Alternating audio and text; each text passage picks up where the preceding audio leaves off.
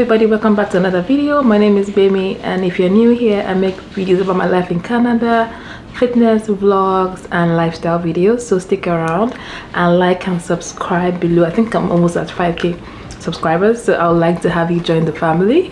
And in this video I'll be talking about how much it costs to live in Canada, in Toronto specifically, in 2023, because this is one expensive country and actually a very expensive city. So stick around for more and I'll walk you through the breakdown of how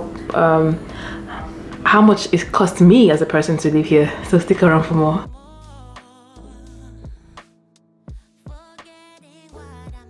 This video I'll be talking about how much it costs to live in Toronto, Canada in 2023. I know if you are keen about like Toronto, you want to move here or you will live here, so you know how crazy it is and how expensive. It is one of the most expensive cities in the world to live, and I moved here last year, so how crazy of me. So anyway, I did a video last year about how much it cost me to live here. I will link the video somewhere up here. But anyway, my cost of living has gone up, inflation, I moved apartments, things like that. So I'm going to walk you through how much it cost me to live in Toronto in 2023. So for my most expensive expense, oh my god, what I spend the most on in a month is definitely rent. The Toronto rental market is insane. I don't know why I decided to live here, but it's what it is. This is probably one of the most expensive places to live, and the cost of rent and the cost and the salaries just do not match.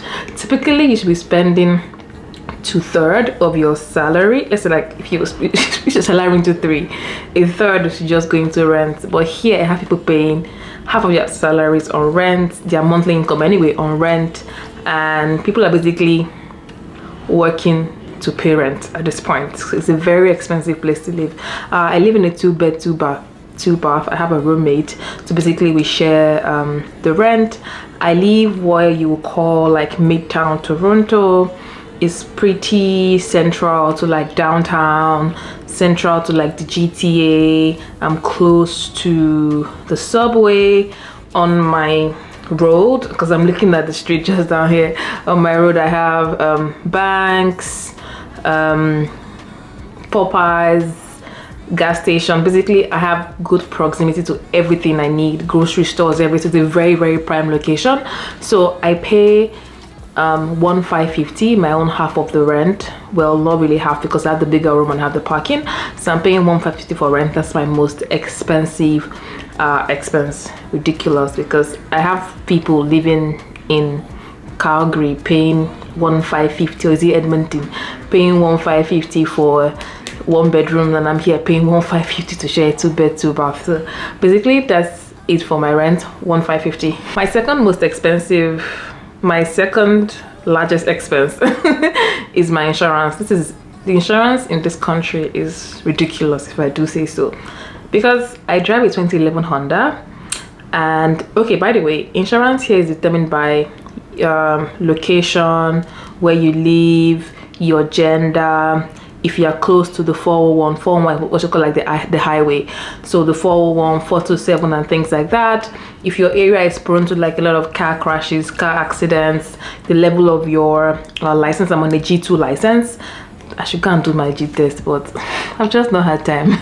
So I'm on a G2 license, so that's all those factors determine what your insurance will be. And luckily my company where I work has like a partnership with an insurance company, so I get some discounts off. So for my car, at 2011 Honda, I pay $241 every month, because I was asking like, how much is my car insurance in a month, in a year is about 3k, 3k. How much am I making? How much is even the car? Because if I think about how much I paid last year for insurance, how much I'm paying this year for insurance, if you put it all together, it's more than the amount I bought the car. So it's ridiculous. So for my insurance I paid $241. So I'm going to just run through all my you know, phone bill, all of that.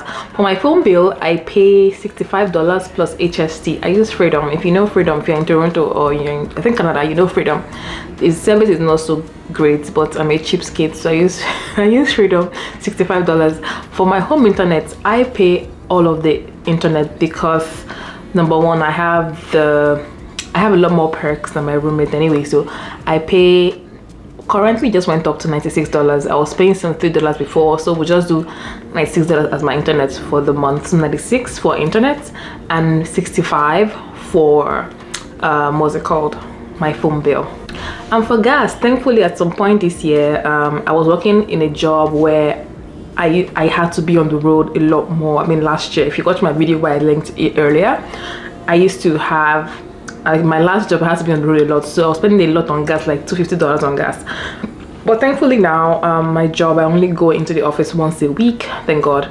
So I'm spending, let's say, averagely I buy like $40 in like 10 days because I use my car for like errands and just go to the office and everything. So I cap my gas around $150, $170 for my gas in a month. I think is considerably okay. So not that it's even almost winter. I won't be going anywhere. Maybe my gas prices, my gas cost will go to $100. So for food, I think that is like my third. I don't know why I skipped food. Food is like my third. What's it called? My third largest expense, if that makes sense. Anyway, I spend in a month, I spend averagely $200 each on food because I really do not like eating out. I like eating my own food. I like cooking at home and all of that. So every week I do like a grocery run for things that are essential, like eggs, vegetables, kale, things like that, water, you know, my yogurt, things I need every week. I do that every week. Cost about like $40 every week, so 40 times 4 is about $160. Just to cap it up in case I spend something extra here and there, I say $20, but that's just like my monthly essentials. Then quarterly, I would say quarterly to like 4 or 5 months ish, I buy my protein. That's my meats, my fish, my shrimp. I buy them all in bulk. I go to the store, the meat shop, I buy it in bulk and I store it in the freezer. So I did one meat run this year in March, and it lasted like throughout the end of winter. Sorry, the end of winter to spring to summer.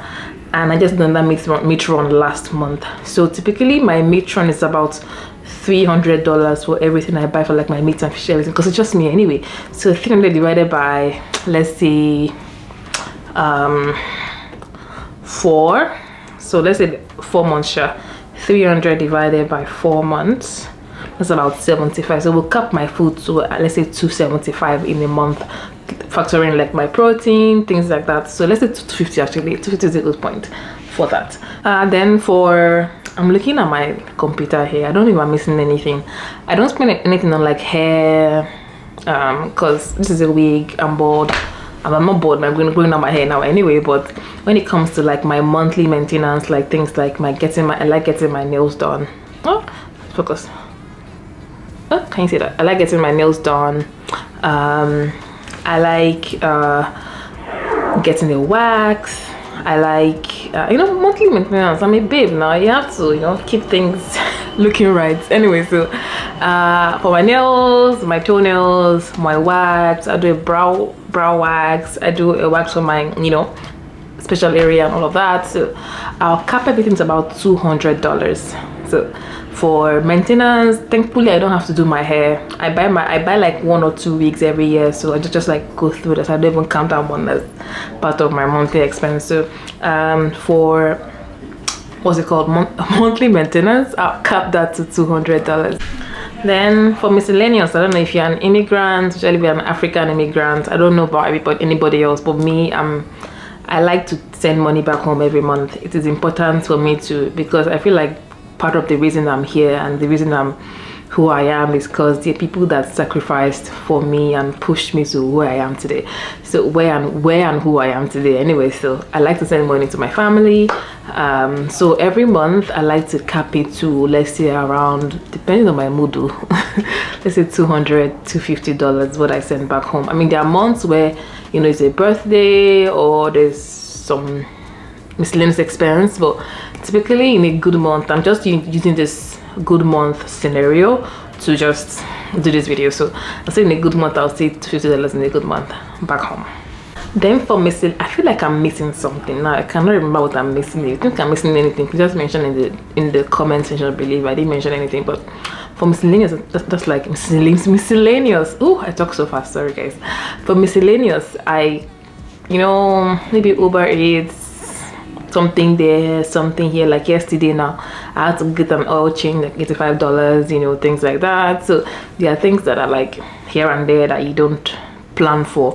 But the good thing about here is that there's hardly any unplanned expense, unlike back home in Nigeria, we can be driving, someone just bash your car, things like that. So there is largely you can budget your income here. So for my miscellaneous, I'll say another $200 for like my miscellaneous in a month. So let's just calculate all this and I'll be back in a moment. I just rounded up those numbers. How much am I making? So for one person in Toronto, I spent $2,952.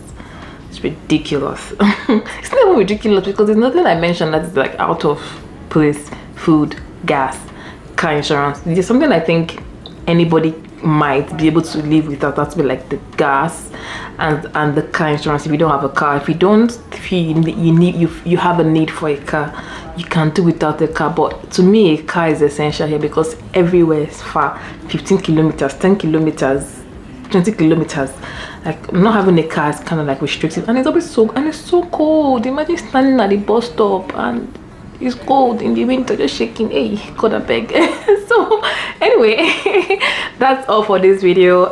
Let me know what you think about this video in the comments below, and if you live in Canada, or if you're outside Canada, you want to move here, or you just let me know what you think about how much I spend in a month. Now I'm living within my means. I'm